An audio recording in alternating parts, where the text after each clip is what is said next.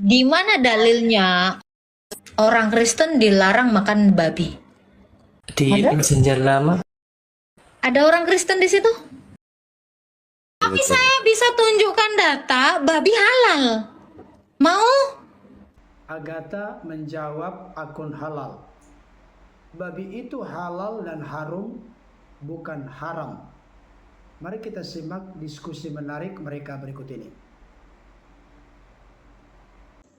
Islam Kristen Pak akun. Saya Kristen. Ya, silakan Pak. Ada yang mau ditanyakan? Mau tanya aja sih Kak, terkait larangan memakan babi begitu. Di mana dalilnya orang Kristen dilarang makan babi? Di Ada? perjanjian lama. Ada orang Kristen di situ? Tapi saya bisa tunjukkan data babi halal. Mau?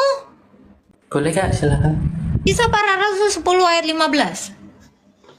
Jelas-jelas halal babi. Apa yang telah dinyatakan halal oleh Allah, jangan kamu nyatakan haram. Sudah halal. Nggak ada yang bilang orang Kristen itu haram makan babi. Nggak ada. Tetapi yang ada adalah babi itu harum. Boleh dimakan. Coba panggang Pak Ladu babi. Harum nggak? Oh, harum. Oh, harum. Itu aslinya. Nggak ada yang bilang haram. Mana ada orang Kristen haram makan babi? Tidak ada dalilnya. Ada juga Kristen yang melarang memakan babi begitu. Bagaimana itu Kak? Ada aliran tertentu di Kristen yang melarang memakan babi begitu? Saya lebih mendengarkan Tuhan daripada mendengarkan orang lain. Saya cuma mengikuti Tuhan, bukan mendengarkan orang lain. Saya ngapain saya ngikutin orang-orang yang seperti itu? Bahkan di Kolose 2 ayat 16, silakan Pak Ladu. 10M mana ini nggak cair nih? Kemarin ada yang bilang, tunjukkan dalilnya bahwa babi halal. Hei, hilang orangnya. Serius Pak Ladu. Katanya dia ngerti 10M. Karena itu, janganlah kamu biarkan orang menghukum kamu mengenai makanan dan minuman, atau mengenai hari raya, bulan baru, ataupun hari Sabat. Semuanya itu hanyalah bayangan dari apa yang harus datang. Sedang wujudnya ialah Kristus. Itu Bang. Baik Kak, sudah jelas. Terima kasih banyak. 18-nya itu cakep loh. Baca Pak Lado. 18-nya itu bagus tuh. Ayat 18. Janganlah kamu biarkan kemenanganmu digagalkan oleh orang yang pura-pura merendahkan diri dan beribadah kepada malaikat, serta berkanjang pada penglihatan-penglihatan dan tanpa alasan membesar-besarkan diri dan pikirannya yang duniawi. Oleh pikirannya yang duniawi. Itu bagus tuh.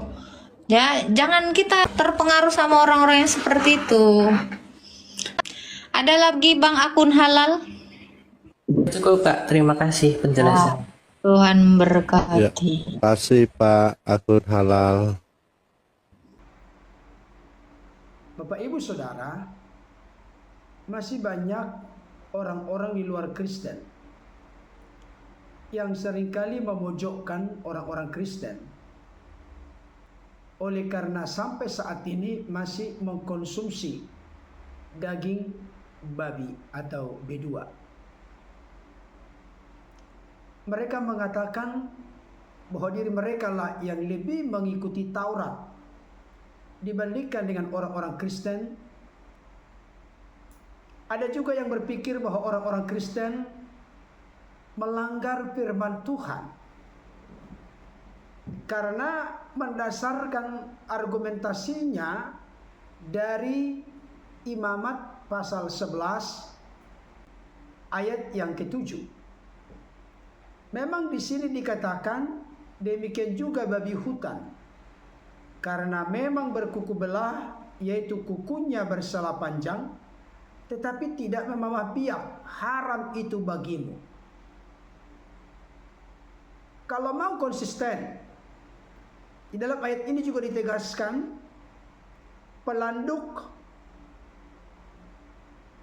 kelinci, unta tidak boleh dimakan, karena itu haram, bukan harum.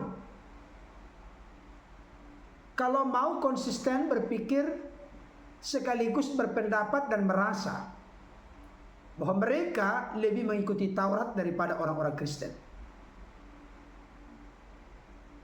Apakah dengan adanya tertulis di Imamat 11 ayat 1 sampai 7 ini, bahkan satu pasal penuh yang menunjukkan makanan yang halal dan haram, sehingga orang Kristen tidak boleh memakan daging babi?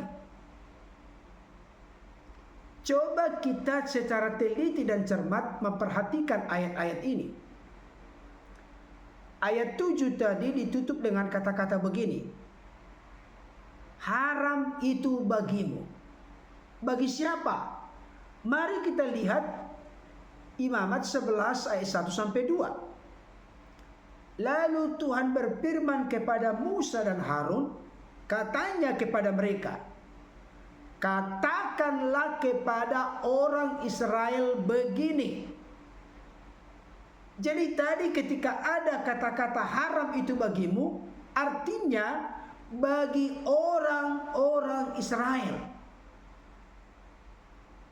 Saya bukan orang Israel, maka saya tidak terikat dengan hukum halal haram yang tertulis di Imamat pasal 11 ini. Karena ini secara spesifik dikhususkan kepada orang-orang Israel, bangsa Israel. Tadi sudah diungkapkan oleh Agatha. Apa yang dikatakan halal oleh Allah tidak boleh kamu katakan.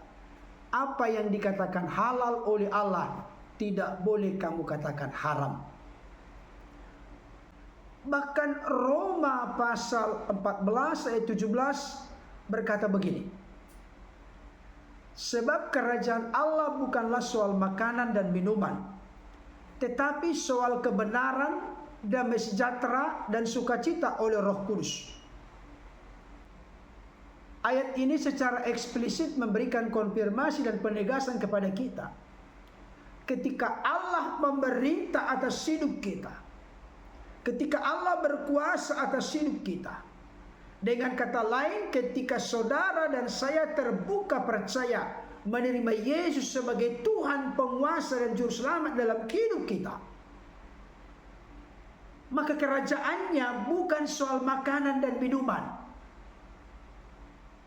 tetapi soal kebenaran, damai sejahtera dan sukacita oleh Roh Kudus.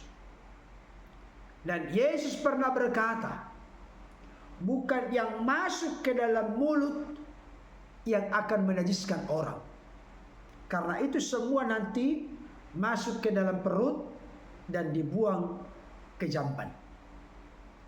Tetapi yang menajiskan orang adalah apa yang keluar dari mulut. Dengan demikian Yesus mengatakan bahwa semua makanan itu halal adanya. Oleh karena itu tidak ada larangan bagi orang-orang Kristen tidak boleh memakan daging babi.